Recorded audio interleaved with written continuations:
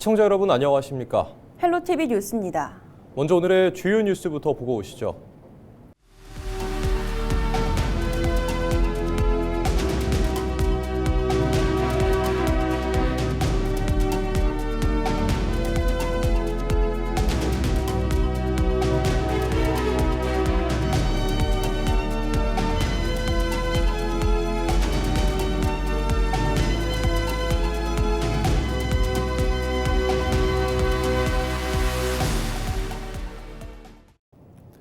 국민의힘이 지난 5일부터 8일까지 4일간 광역단체장 후보자 공천 신청을 마감한 가운데 대구 경북에서는 15명이 공천을 신청했습니다.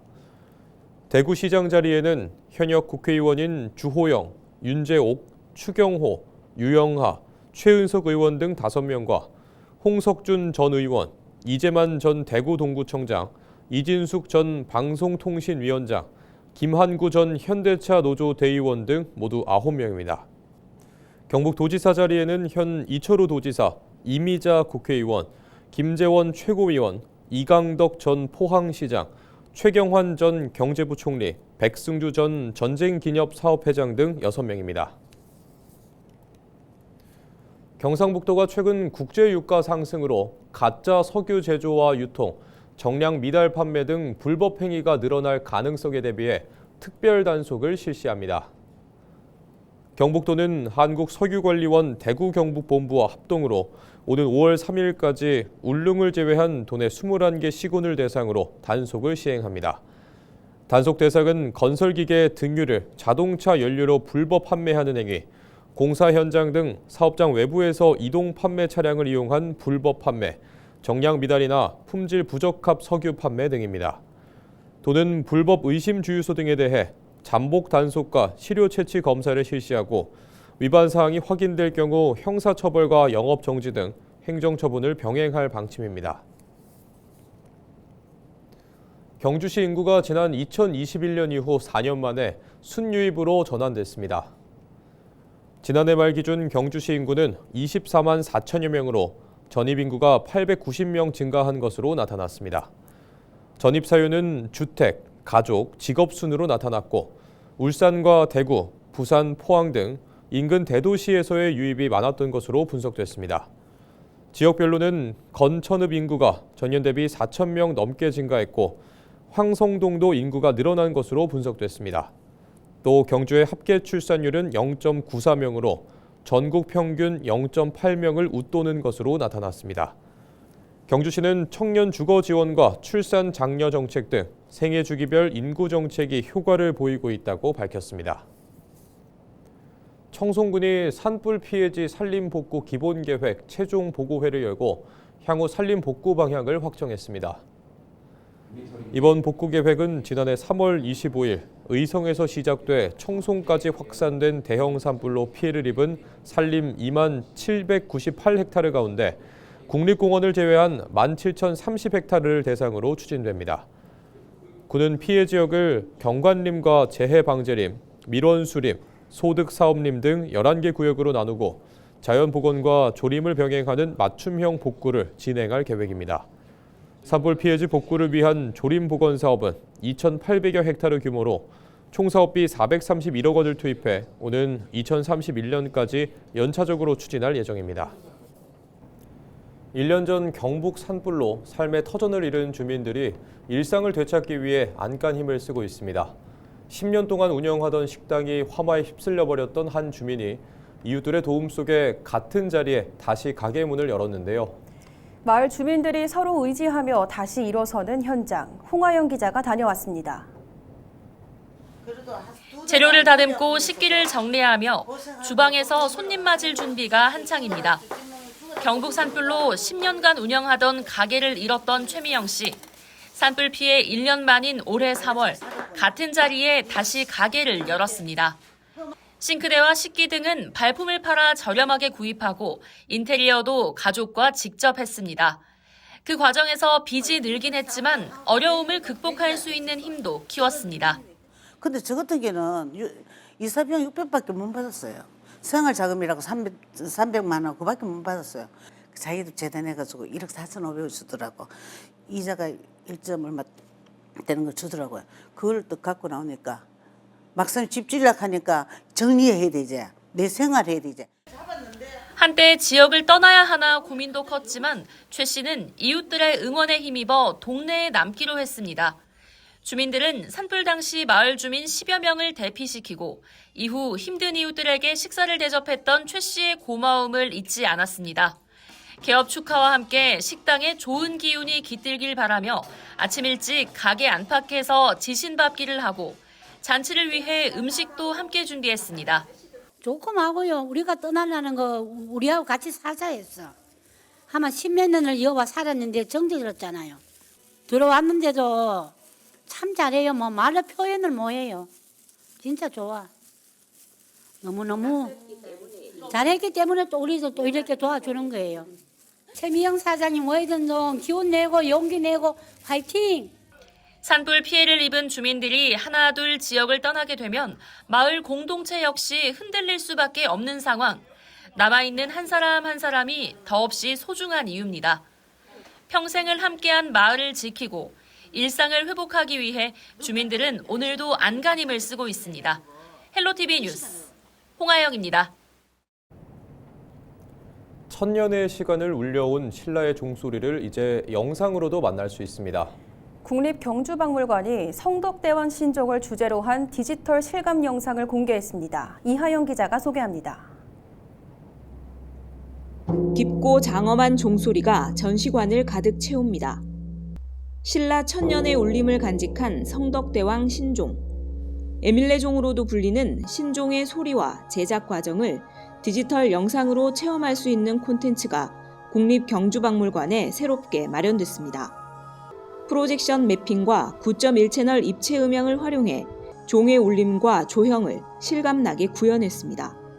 종소리를 들으니까 애군이 좀 많이 없어지는 것 같아요. 느낌이 온화해지고 되게 자랑스럽고 좀 많이 느끼는 것 같아요. 저걸 보면서 대단하다는 걸 많이 느끼는 것 같아요. 그럼 3D로 저렇게 구현해 주니까 이제 뭐 좀 만드는 과정이나 뭐 그런 것들을 뭐 자세히 볼 수 있어서 더 좋은 것 같고요.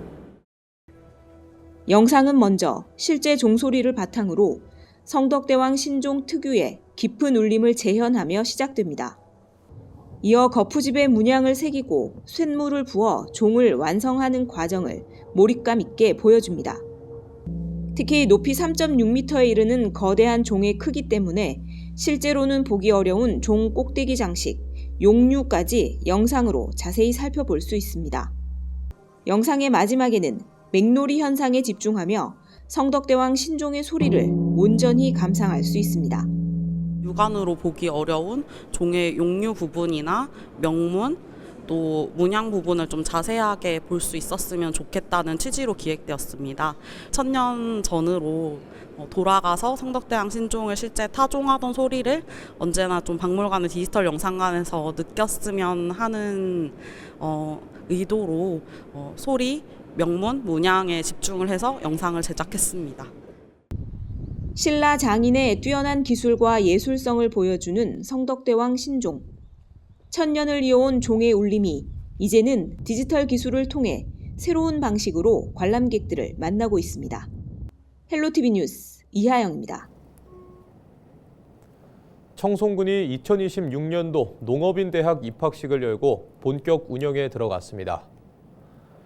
올해 농업인대학은 청송사과사관학교 4기와 친환경사과반 23기, 미래농업반 16기 등 3개의 과정으로 운영됩니다.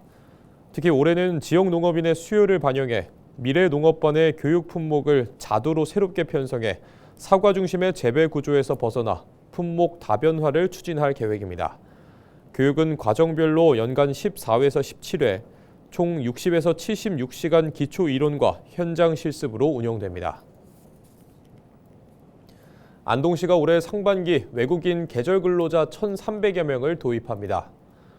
지난해 전체 인원보다 약 22% 늘어난 규모로 라오스, 캄보디아, 베트남 국적 근로자들이 오는 10일 첫 입국을 시작으로 3월에서 4월 사이 농가와 지역 농협에 순차 배치됩니다. 안동시는 입국 당일 마약 검사와 통장 개설, 보험 가입, 교육을 한 번에 처리하는 원스톱 행정 서비스를 제공하고 공공형 계절 근로 확대와 재입국률 관리 등을 통해 농촌 인력난 해소에 나선다는 계획입니다. 제12회 예천 도효자배 전국 중고 단축 마라톤 대회와 국민 마스터즈 단축 마라톤 대회가 예천읍 일원에서 열렸습니다. 이번 대회에는 전국 중고 육상 유망주와 국민 마스터즈 관계자 등 1000여 명이 참가했습니다. 고등부 남자 개인전에서는 배문고 이영범 선수가 대회 신기록으로 우승했고 여자부는 충북 영동 미래고 김효주 선수가 1위를 차지했습니다. 중등부에서는 경상중 성재호 선수와 서울체중 노희원 선수가 각각 우승했습니다. 단체전은 고등부 남자 배문고와 여자 경기최고, 중등부 남자 경산중과 여자 신정여중이 각각 우승했습니다. 또 국민 마스터즈 부문에서는 남자부 박지용 씨와 여자부 임혜진 씨가 각각 1위를 차지했습니다. 네, 심야 시간 자동차 전용 도로 한가운데 사람이 쓰러져 있다면 어떨까요?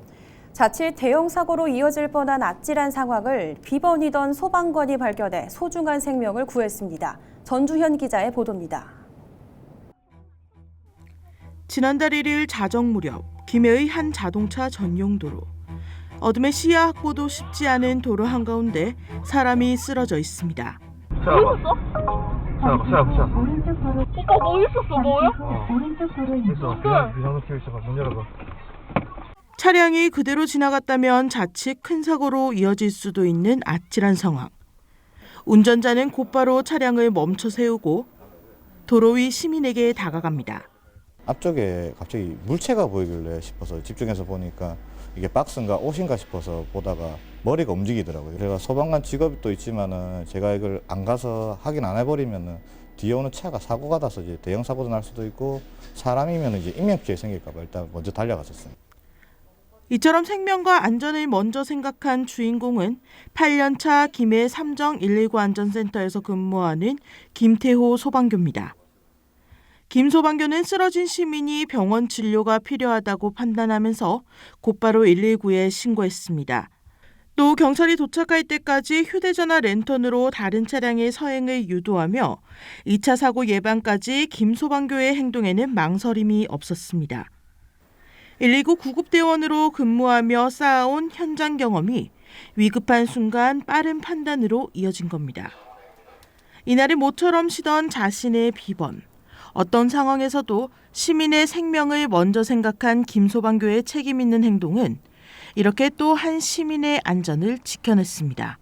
좋은 일도 있어서 술을 많이 드시지만은 그래도 술을 드시고 안전하게 집에 귀가를 하셨으면 좋겠어요. 정 불편하시거나 아프시면은 저희를 불러주시면 좀 많이 도와드릴 수 있으니까 그 점만 좀 많이 참고하셨으면 좋겠어요. 제가 맡은 바 임무하면서 다른 시민분들을 안 다치게 건강하게 제가 잘 지키도록 하겠습니다. 헬로티비 뉴스 전주현입니다. 영화 왕과 사는 남자가 흥행하면서 조선 6대 국왕 단종의 유배지인 영월에 관광객이 몰리고 있습니다. 주말마다 청령포와 장릉 일대에는 긴 대기줄이 이어질 정도로 방문객이 급증하고 있는데요. 영월군은 이번 관광 열기가 다음 달 열리는 단종 문화제까지 이어질 것으로 기대하고 있습니다. 박건상 기자의 보도입니다. 1453년 개유정난 이후 어린왕 이용희는 왕위에서 쫓겨나 영월로 유배됩니다. 이후 1457년 영월에서 16살의 짧은 생을 마감한 조선 6대 국왕 단종. 이 비극적인 삶을 다룬 영화 왕과 사는 남자가 개봉 30일 만인 지난 5일 기준 누적 관람객 977만 명을 기록했습니다. 단종의 죽음 그리고 그 단종을 끝까지 지킨 충신 어몽도라는 분에 대해서 우리가 기억해야 되는 바가 아니었을까? 그런 것들을 관객분들이 보시면서 좀 느끼셨으면 어떨까? 그런 생각을 해봤습니다. 영화가 큰 관심을 모으면서 단종의 유배지인 영월에도 관광객들의 발길이 이어지고 있습니다. 주말이면 배를 타고 들어가야 하는 청령포 선착장에는 긴 대기줄이 이어집니다. 청령포와 장릉 일대에 인파가 몰리자 주민들도 반가운 놀라움을 감추지 못합니다. 지금 엄청 많아요. 그래서 예약을 하셔도 저희가 어떨 때는 이제 늦게 오시니까 이게 막 길이 막히고 이 앞에서부터 진입로에서 막히고 이러니까 예약 시간을 거의 못 마치는 경우가 많아요. 그래서 막 계속 뒤로 딜레이가 되는 경우가 엄청 많습니다. 갑자기 이런 일이 좋은 현상이 생기네요. 지난 2일 기준 영월 청룡포와 장릉에는 벌써 올해 누적 관람객이 9만 명을 넘어섰습니다. 지난 3일절 연휴 기간 동안에만 청룡포와 장릉을 찾은 관람객은 2만 6,399명으로 집계됐습니다. 이 기간 동안 입장 수입도 5,499만 원에 달했습니다. 지난 3일절 연휴에는 관람객들이 집중적으로 몰리면서 배를 타고 건너가야 하는 청룡포는 오후 4시쯤 입장권 판매를 조기에 마감하기도 했습니다. 영화를 통해 단종의 삶을 접한 관광객들은 영월 곳곳에 남아있는 단종의 발자취를 찾아 나서고 있습니다. 한국사에 대해서 좀 공부하고 싶고 이래갖고 한번 와봤어요. 그 두 번째 머물었던 곳 여기가 홍수 나서 다시 옮겼다고 하더라고요. 관악 그쪽인가 그 길로 한번 가보려고요. 영월구는 지금의 관광 열풍을 다음 달 열리는 영월의 대표 역사 축제인 단종문화제까지 이어질 것으로 기대하고 있습니다. 특히 영화 왕과 사는 남자의 장항준 감독이 단종제를 찾을 것으로 예상되고 있는 만큼 59년 동안 이어진 단종문화제의 흥행에도 관심이 모아지고 있습니다. 헬로티비 뉴스 박관상입니다.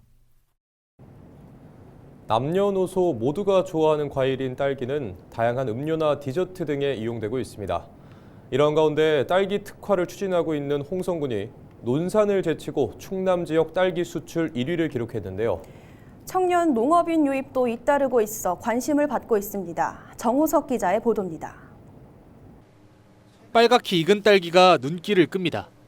홍성군과 한 농업회사법인이 10년에 걸쳐 개발한 딸기 홍입니다. 지난 2023년부터 본격적으로 홍성 지역에서 재배가 시작됐습니다.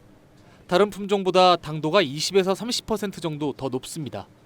또 탄저병과 시든병 등에 강한 저항성을 가지고 있어 전국적으로 재배 농가가 늘어나고 있습니다. 홍이 같은 경우에는 한국에서 딸기 점유율이 한 4% 정도 지금 차지하는 것 같고요. 그 빠른 시간에 보급이 될 수 있었던 거는 수량이 많고 이제 병 저항성이 좀 강해서 그런 것 같습니다. 여기에 더해 단면이 노란 프리미엄 품종인 골드베리도 인기를 얻고 있습니다. 과육이 단단하고 당도가 높아 수출에 적합해 미국과 중동, 홍콩 등 세계 시장에서 좋은 반응을 얻고 있습니다. 홍성군은 지난 1월 33만 9천 달러의 딸기 수출 실적을 기록했는데 대표적인 딸기 도시인 논산을 넘어 충남 지자체 중 가장 높은 실적을 달성했습니다. 홍이는 2023년 시범 수출을 시작으로 2024년 21톤, 지난해는 약 50톤까지 확대되었고 골드베리 역시 2024년 3톤에서 지난해 75톤 규모로 수출이 많이 늘었습니다.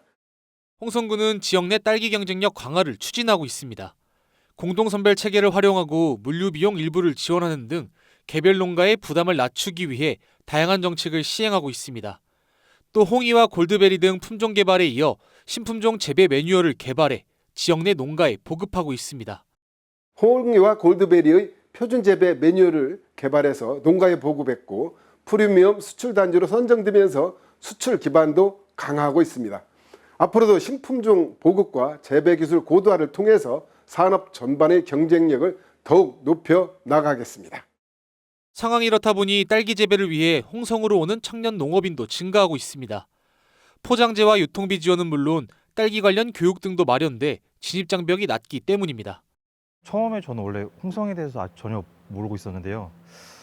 교육을 받으면서 이제 딸기라는 작물을 알게 되었고 이제 딸기를 하고 싶어서 좀 지역들을 많이 찾아봤었는데 홍성군에서 딸기를 굉장히 많이 하고 있고 많이 관심을 갖고 있더라고요. 그래서 홍성군에 딸기 실증포가 있습니다. 그래서 그 교육장에서 딸기에 대한 실습도 진행을 하고 그렇게 많은 도움을 받으면서 지금까지 오게 된 것 같습니다. 네.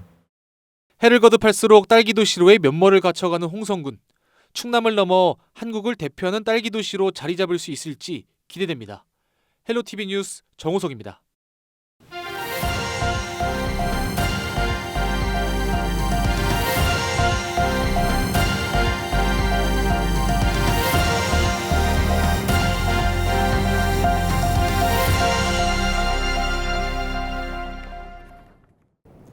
이상으로 뉴스를 마칩니다. 시청해주신 여러분 고맙습니다.